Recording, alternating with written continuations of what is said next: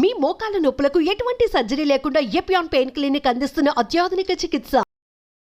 నమస్కారం అండి, నేను డాక్టర్ మోవా శ్రీనివాస్ మాట్లాడుతున్నాను. నేను కార్డియాలజిస్ట్ అండి, గుండె వైద్య నిపుణుడిని. మనము ఇవాళ ఒక లిపిడ్ ప్రొఫైల్, కొలెస్ట్రాల్ పరీక్ష రిపోర్ట్ టిపికల్గా ఎలా ఉంటుందో దాన్ని పరిశీలిద్దాం. సో నిజానికి ఇప్పుడు నేను హైదరాబాద్లో ఉంటాను. సో ఈ హైదరాబాద్ పరిసర మొత్తం తెలంగాణ అంతా కూడా గవర్నమెంట్ హాస్పిటల్లో గవర్నమెంట్ వాళ్ళు రక్త పరీక్షలు ఉచితంగా చేస్తున్నారు. ఆబ్వియస్లీ అది చాలా హై క్వాలిటీ ఎక్విప్మెంట్ తోటి మంచి రిపోర్ట్స్ ఇస్తున్నారు. మనం దాన్ని నిజంగా అభినందించాలి. సో ఒక గవర్నమెంట్ హాస్పిటల్లో చేసినటువంటి ఒక రిపోర్ట్ మీకు చదువుతాను. బేసికలీ అంటే ఇట్ రియలీ గుడ్. సో మీకు తెలిసిందే, కొలెస్ట్రాల్ పరీక్ష పేరు లిపిడ్ ప్రొఫైల్ అంటారు. లిపిడ్ ప్రొఫైల్ ఎప్పుడు కూడా ఖాళీ కడుపున తినకుండా కనీసం 12 గంటలు తిన్న తర్వాత, మీరు భోజనం చేసిన తర్వాత 12 గంటల తర్వాత ఈ కొలెస్ట్రాల్ సంబంధించిన లిపిడ్ ప్రొఫైల్ ఇవ్వాలి. అందువల్ల మనం తిన్నది పూర్తిగా అరిగి రక్తంలో చేరి కణాలకు వెళ్ళడానికి 12 గంటలు పడుతుంది. సో రాత్రి మీరు 8 గంటలకు భోజనం చేసినట్లయితే పొద్దున 8 దాకా మీ శరీరంలో ఈ రాత్రి తిన్న తిండి ఉంటుంది. సో 8 తర్వాత మీరు కొలెస్ట్రాల్ పరీక్ష ఇవ్వాలి. అంటే మనం తినకుండా ఉన్నప్పుడు రక్తంలో మనకి కొలెస్ట్రాల్ ఎంత ఉన్నది అని పరీక్ష చేయాలి. ఎందుకు? తింటే ఎలాగూ పెరుగుతుంది కాబట్టి. తినకుండా ఉన్నది బేసల్, తిన్న తర్వాత అది ఎలాగూ పెరుగుతుంది. సో అలాంటిది అంటే ఫాస్టింగ్ లిపిడ్ ప్రొఫైల్ అంటాం. 12 గంటలు మీరు ఏమీ తీసుకోకుండా, మంచినీళ్ళు అయితే పర్వాలేదు. సో ఇంకా మంచినీళ్ళు తప్ప ఇంక ఏ ద్రవాలు కానీ ఇలాంటివి తినకుండా ఇవ్వాలి. టిపికల్గా ఈజీ అంటే పొద్దున్న లేచి ఏమి తినకుండా మనం రక్తం ఫాస్టింగ్ లిపిడ్ ప్రొఫైల్కి ఇవ్వడం అనేది సర్వసాధారణంగా జరుగుతూ ఉంటుంది. సో ఆ రిపోర్ట్ టిపికల్గా మీరు చూసినట్లయితే దానిలో ఏమేమి ఉంటాయంటే, టోటల్ కొలెస్ట్రాల్ ఇస్తారు వాళ్ళు, ట్రైగ్లిసరైడ్స్ అనేటటువంటిది ఒకటి ఉంటుంది, హెచ్డిఎల్ అంటే మంచి కొలెస్ట్రాల్ అనేది ఒకటి ఉంటుంది, ఎల్డిఎల్ అనేటటువంటిది ఒకటి రిపోర్ట్ చేస్తారు. మొత్తం లిపిడ్ ప్రొఫైల్ అన్నిటికంటే అతి ముఖ్యమైనటువంటి నంబర్ ఏంటంటే ఈ ఎల్డిఎల్ అనేటటువంటిది. తర్వాత విఎల్డిఎల్ అనేటటువంటిది ఒకటి ఇస్తారు. తర్వాత ఇవే ముఖ్యంగా ఉన్నవి ఇవే. ఆ తర్వాత పైన ఉన్న వాటి రేషియోలు ఉంటాయి. రేషియోలు అంటే నిష్పత్తులు ఉంటాయి. Total cholesterol by HDL, LDL, HDL అలాంటి నిష్పత్తులు ఉంటాయి, రేషియోస్ ఉంటాయి. అవి పెద్ద మన టెక్నికల్ మన పోకల్లా. వీటిల్లో మనం ముఖ్యంగా చూసుకోవాల్సిన ప్రధానమైనటువంటి నెంబర్ ఏంటంటే ఎల్డిఎల్. అది చెడు కొలెస్ట్రాల్. అది రిస్క్ ఫ్యాక్టర్స్ లేని వాళ్ళలో, షుగర్, బీపీలు, వాళ్ళ ఫ్యామిలీ హిస్టరీ లేని వాళ్ళల్లో 115 కంటే తక్కువ ఉండాలి. అది ట్రైగ్లిసరైడ్స్ అనేది నెక్స్ట్ ఇంపార్టెంట్. అదే 150 కంటే తక్కువ ఉండాలి. కామన్గా మనం తిన్న తర్వాత ఫస్ట్ పెరిగేది రక్తంలో ఈ ట్రైగ్లిసరైడ్స్ అనేటువంటిది ఫస్ట్ పెరుగుతుంది. ట్రైగ్లిసరైడ్స్ నుంచి చెడు కొలెస్ట్రాల్ అనేటువంటి ఎల్డిఎల్ వస్తుంది బేసికలీ. సో అతను తిండి ఎలా ఉంది, తినే దాంట్లో కొలెస్ట్రాల్ పెంచేటటువంటి ఫుడ్ ఉందా లేదా అని చెప్పేదానికి మేజర్ ఇండికేటర్ ట్రైగ్లిసరైడ్స్. ఆ ట్రైగ్లిసరైడ్స్లో ఎక్కువ ఉన్నట్లయితే తిండి నియంత్రణ అంత బాగా లేదు అని. నెక్స్ట్ ట్రైగ్లిసరైడ్స్లోంచి వచ్చేటటువంటి కొలెస్ట్రాల్ ఏంటి? ఎల్డిఎల్. ఇది బ్యాడ్ కొలెస్ట్రాల్ అంటారు. దీనివలన రక్తనాళాల్లో బ్లాక్ అవుతుంటాయి. సో గుండె రక్తనాళాలు బ్లాక్ అయితే హార్ట్ అటాక్ వస్తుంది. మెదడు రక్తనాళాలు అంటే మెడ నుంచి మెదడుకు పోయే రక్తనాళాలు బ్లాక్ వస్తాయి. ముఖ్యంగా ఈ మెదడు ప్రాంతంలో పక్షవాతం వస్తుంది. అంతేకాకుండా ఎక్కడ రక్తనాళాలు బ్లాక్ అవ్వచ్చు, శరీరం అంతా బ్లాక్ అవుతుంది, కిడ్నీలు బ్లాక్ అవుతాయి. ఇట్లాగవుతుంటే ఆ అవయవం సంబంధించినటువంటి వస్తుంటాయి. సో మనం మానిటర్ చేయాల్సింది ఏమిటి? ఎల్డిఎల్ అనేటటువంటిది చెడు కొలెస్ట్రాల్ మనం మానిటర్ చేయాలి. ఇప్పుడు ఎన్ని సిటీల్లో ఎన్ని వేల ల్యాబొరేటరీస్ ఉంటాయి, అంతా కూడా ఈ కొలెస్ట్రాల్ పరీక్ష చేస్తారు. సో మీరు పొద్దునే వెళ్ళి కొలెస్ట్రాల్ పరీక్ష ఒక టిపికల్ రిపోర్ట్ వచ్చిందనుకోండి, ఎల్డిఎల్ ముఖ్యమైనది కదా. సో ఈ ఎల్డిఎల్ వాళ్ళు ఎలా ఎస్టిమేట్ చేస్తారంటే, ఎల్డిఎల్ని వాళ్ళు కొలవరు, డైరెక్ట్గా ఎల్డిఎల్ వాళ్ళు ఎస్టిమేట్ చేయరు. వాళ్ళు ఏం చేస్తారు? ఒక ఫార్ములా వాడతారు. ఆ ఫార్ములాలు ఏమేమి ఉంటాయి? ఎల్డిఎల్ తప్ప మిగతావన్నీ ఉంటాయి.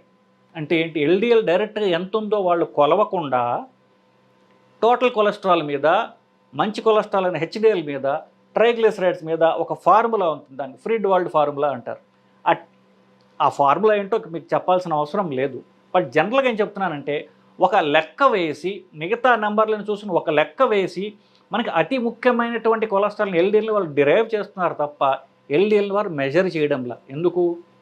ఎల్డిఎల్ని డైరెక్ట్గా మనం ఎంత ఉందో కొలవాలంటే అది కొంచెం కాస్ట్లీ పరీక్ష. ఆ ఖర్చు తగ్గించుకోవటానికి అన్ని ల్యాబొరేటరీస్ ఏం చేస్తాయంటే మిగతా ఎస్టిమేట్ చేసి ట్రైగ్లిసరైడ్స్ ఎస్టిమేట్ చేయడం తేలిక, టోటల్ కొలెస్ట్రాల్ తేలిక. సో వీటి ద్వారా ఒక లెక్క వేసి ఆ లెక్క ప్రకారం ఇదిగో నీ ఎల్డీఎల్ ఇంత అని చెప్తున్నారు. ఇది అంత కరెక్ట్ అయినది కాదు. ఎందుకు ఎగ్జాక్ట్ ఎల్డీఎల్ వాళ్ళు కొలవడం లేదు.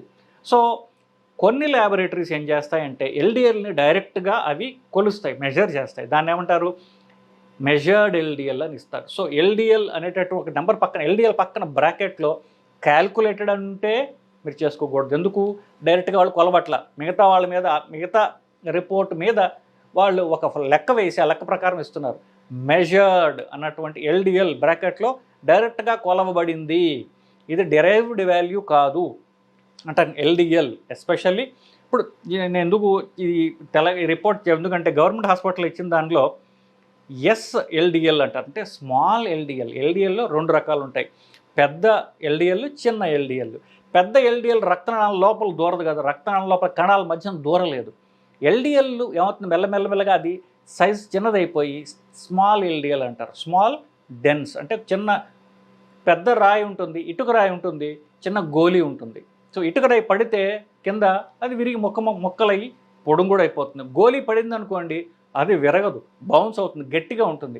అది ఎక్కడెక్కడో దూరడానికి అది ఈజీగా ఉంటుంది, చిన్నది గట్టిది.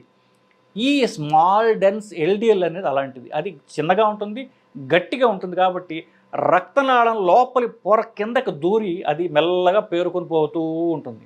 అప్పుడు రక్తనాళంలో బ్లాక్ అంటూ ఏర్పడుతుంది. So small dense LDL, small LDL అనేది ఈ తెలంగాణ గవర్నమెంట్ హాస్పిటల్లో వాళ్ళు మెజర్ చేసి ఇస్తున్నారు. అది ఎంతో నిజంగా వాళ్ళని మెచ్చుకోదగ్గ విషయం. సో ఈ స్మాల్ ఎల్డిఎల్ అనేది మనం మెజర్ చేసుకోవాలి. అలాగే క్యాల్కులేటెడ్ వాల్యూ కాకుండా మెజర్డ్ వాల్యూ అనేది ఇన్సిస్ట్ చేయాలి, అది కరెక్ట్ ఎల్డిఎల్ అన్నమాట. సో ఈసారి మీరు కొలెస్ట్రాల్ పరీక్ష చేయించుకోవాలనుకుంటే నిజానికి 18 ఏళ్ళు దాటినటువంటి ప్రతి అడల్ట్ అమెరికా గైడ్లైన్స్ ప్రకారం యువతులు అక్కడి నుంచి అందరూ కూడా తమ రక్తాన్ని కొలెస్ట్రాల్కి సంవత్సరానికి ఒకసారి పరీక్ష చేసుకోవాలి అని గైడ్లైన్స్ చెప్తున్నాయి. అట్లా దలుచుకున్న వాళ్ళు రాత్రి భోజనం చేసిన తర్వాత పొద్దున్న నీరు తప్ప ఏమీ తీసుకోకుండా మీరు రక్తాన్ని ఇచ్చి కొలెస్ట్రాల్ పరీక్షకి ఇచ్చినప్పుడు కొలెస్ట్రాల్లో నాకు క్యాల్కులేటెడ్ ఎల్డిఎల్ వద్దు, మెజర్డ్ స్మాల్ ఎల్డిఎల్ కావాలి, డైరెక్ట్గా మెజర్డ్ చేసినటువంటి స్మాల్ ఎల్డిఎల్ మాత్రమే నాకు ఇవ్వండి అని మీరు ఇన్సిస్ట్ చేయాలి. అలాంటి ల్యాబ్ వెతుక్కోండి. మామూలుగా అన్ని ల్యాబ్స్లో ఉండవు, కొన్ని ల్యాబ్స్లోనే ఉంటాయి. ఆ ల్యాబ్ వెతుక్కొని అక్కడే మీరు ఈ రక్తాన్ని ఈ స్పెసిఫిక్ పరీక్ష అడిగినట్లయితే మీకు కరెక్ట్ వాల్యూ వస్తుంది. ఎందువల్ల కొలెస్ట్రాల్ మనం పరీక్ష చేసేదే ఎల్డిఎల్ గురించి. ఆ రిపోర్టే వాళ్ళు తప్పు కాదు, అంటే ఇండైరెక్ట్గా వాళ్ళు దాన్ని ఎస్టిమేట్ చేస్తే మనకు కరెక్ట్ వాల్యూ రావట్లా. సో ఇండైరెక్ట్ ఎవిడెన్స్ కాకుండా డైరెక్ట్గా మెజర్డ్ ఎల్డిఎల్ని కావాలి అని ఇన్సిస్ట్ చేసి మీరు అడిగి మీరు తీసుకున్నట్లయితే దాన్ని బట్టి మీరు కొలెస్ట్రాల్ ట్యాబ్లెట్ వేసుకోవాలా వద్దా అనేది తెలుస్తుంది.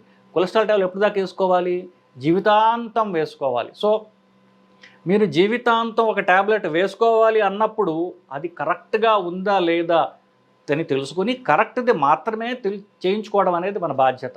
లేదంటే అనవసరమైన ట్యాబ్లెట్ లేకపోతే తప్పు మోతాదులో ఉన్న ట్యాబ్లెట్ మన జీవితాంతం వాడాల్సిన అవసరం రావచ్చు.